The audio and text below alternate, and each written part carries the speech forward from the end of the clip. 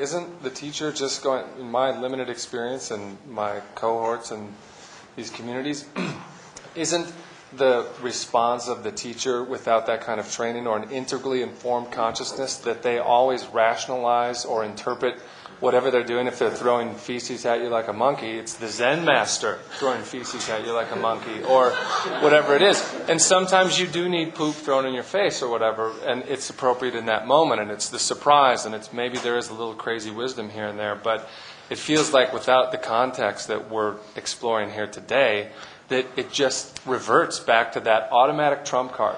No matter what, I'm always your teacher. So you may think I'm crazy, but it's the limitation of your realization which is causing that misinterpretation. So drink my pee or whatever. Well, Stuart, there are teachers and then there are teachers, and that's the problem.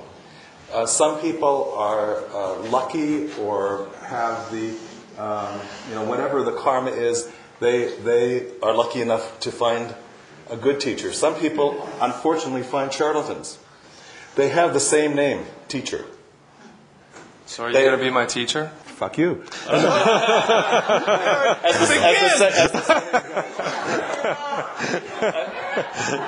That's the figurative, exactly my point. If you are stupid enough to think that something like that has a meaning, you're projecting something already. And we do that.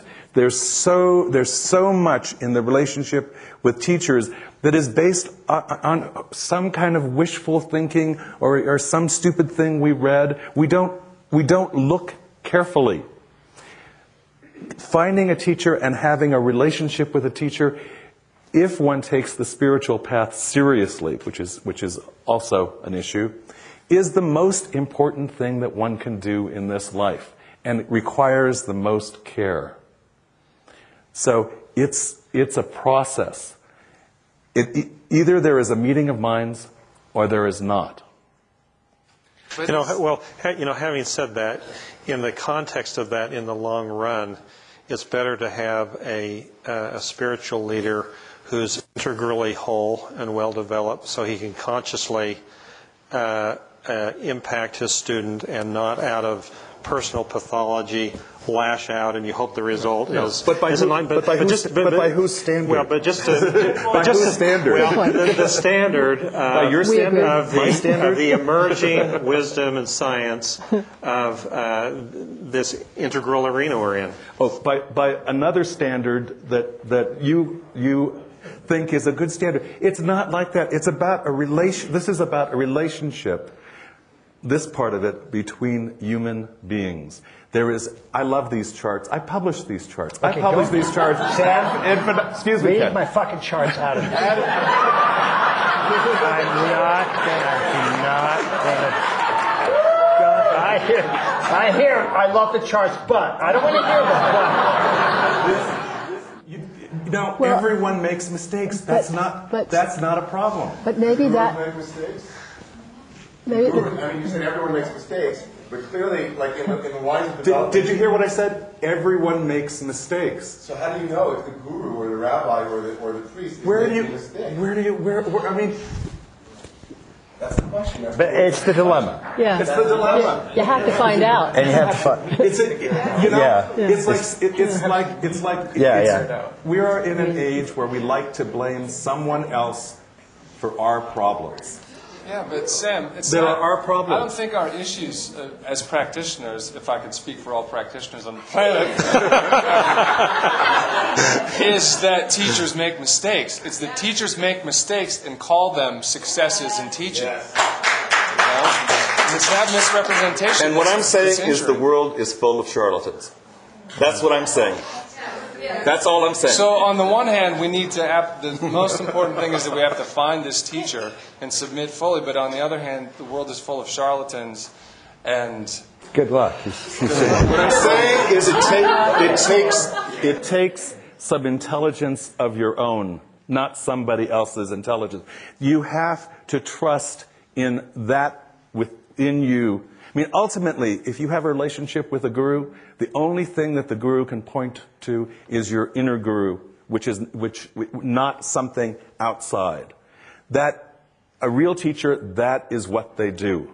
It's not that they become, some big deal. It's that they point to the inner guru, which is your wisdom being. So do you think that they've automatically apprehended an integral approach through intuition, or is it not even relevant whether there's an integral approach to intuition? Because if person A comes to a guru and they're exit green, and person B comes and they're, another variety of orange exit and green, all the different varieties we can think of, is that relevant? Is a nuanced understanding of all the stages and varieties and types and that maybe if they read Ken's book, but if they didn't, they wouldn't have a clue what you're talking about. Yeah, but I'm wondering if you think that it's beneficial for this to be introduced for student and teacher in either direction. For anyone that's interested, of course it's beneficial. Of course it's beneficial. There's a widening process by, what Ken is presenting is not something just, from outer space exactly. What Ken does is he's worked very hard to, he's actually a traditionalist in a certain way. Yeah, and I'm talking about tradition. Let me just put part of the what I hear both of you saying and some others as well is, let me give two sort of extremist examples to show what we're talking about. Whenever you're working with a teacher of any variety, there's at least this part of it, not all of it, but this part of it. Let's say you're learning mathematics and you go to a mathematics teacher and they're teaching you arithmetic. 2 + 2 = 4. Now, you're young and you say 2 + 2 is 7. No, 2 + 2 is 4. I'm right, you're wrong. Now, if you're here to get the information, I don't want to hear that, gee, I'm not teaching you fairly. Or, you're wrong. This is the correct answer in this knowledge community. Now, that's a part of teaching in any type of teaching, including spiritual teaching. There are certain kinds of answers to certain kinds of things where the teacher's right and you're wrong. And if you say, no, I want to be treated fair, that's your ego. And okay, now that's I'm using an extreme example because that's clear enough to understand. The problem is, of course, we go to a spiritual teacher, they think they have the same kind of omniscience about everything else. Now, some of them think that, some of them don't, but that's what we're talking about, is that sometimes they step over the line. And they think because they're transmitting this very important knowledge for which they do have essentially the correct answers within that tradition, that therefore they're going to have correct answers about everything else.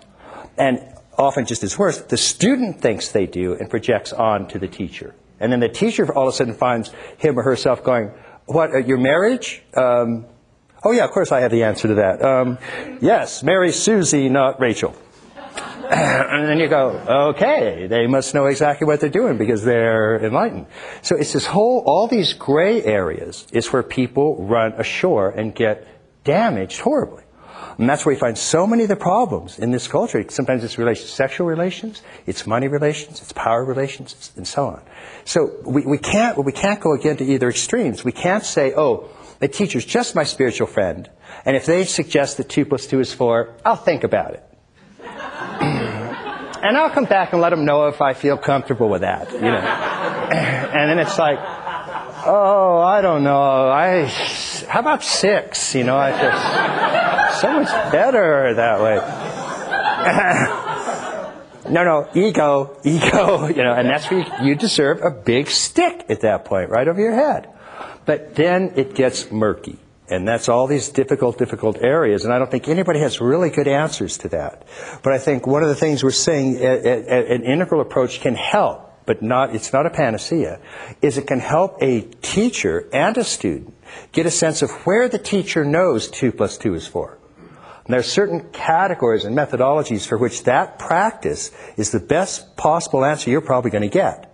And if the teacher says that, then, either go with what the teacher says or go get another teacher. The difficulty comes when the teachers start extending all these other decisions and all these other areas, and then you have to have discriminating intelligence. But that's not allowed. That's ego. So as far as I can tell, when I look back over the past 30 years and see all the unfortunate things it's happened in that gray zone. And we've reacted badly by saying, oh, therefore the teachers don't know anything. They're just our spiritual friend. And then we move them over into the category of mush, where there's just sort of, like getting tips from your astrologer, on how to... Should I get out of bed today? No? Okay. What's the color for today? Green. Thank you. So that's it. So I don't think we can go. Sam, I think, is representing, look, there are parts of this, it's 2 + 2 = 4, and you've really got to get behind faith in that if you want to do this practice. But some of the other people are bringing up, wait a minute, they need leadership training, or they need some of these other things, or maybe it could be a little bit more intellectually informed, and then we're going to be a little wiser about what they can do and what they can't do. But no pat answers on that one.